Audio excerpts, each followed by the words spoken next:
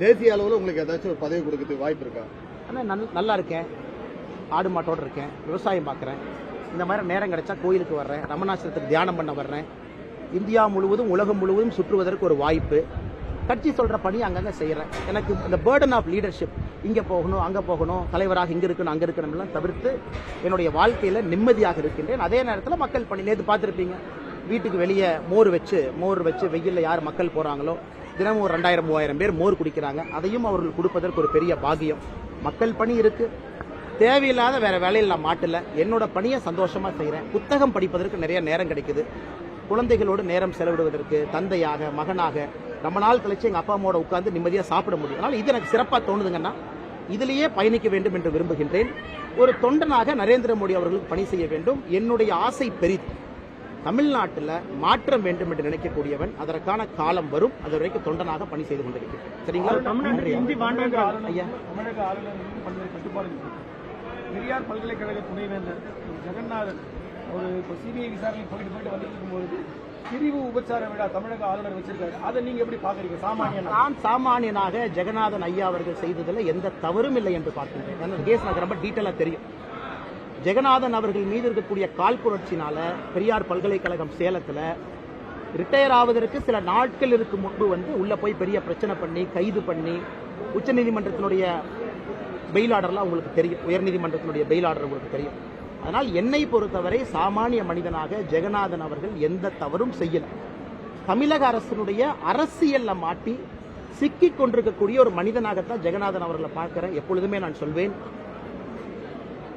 அரசனும் தெய்வனும் எப்படி கொள்வார்கள் என்று நமக்கு தெரியும். அதனால யாரு ஒரு பவரில் இருந்து அதர்மத்தை செய்யும் பொழுது அதற்கான விலை அவர்கள் கொடுத்தே ஆக வேண்டும். ஜெகநாதன் அவங்க கேஸ்ல அதர்மம் நடந்திருக்கிறது. ஆட்சியாளர்கள் அதற்கான விலையை கொடுப்பார். நான் தான் நல்லா இருக்கேன்னு சொல்லிட்டேன். நான் அருமையா இருக்கேன், சிறப்பா இருக்கேன், என் வேலையை செஞ்சுட்டு இருக்கேன், நிம்மதியா இருக்கேன். எதுக்கு நான் இந்த நேரத்தில் பவர் எல்லாம்? சாமானிய மனிதனாக இருப்பதே ஒரு பவராக பார்க்கின்றேன். உங்களை எல்லாம் ஈஸியா பார்க்க முடியுது. எதுக்கு என்னை கூண்டுக்குள்ள போட்டு அடைச்சு வைக்கிறீங்கன்னு நினைக்கிறீங்கன்னா? நமக்கான காலம் வரும்பொழுது பறக்க ஆரம்பிப்போம். என்னை கூண்டு கிளியாக இருப்போம். தவறு கிடையாது.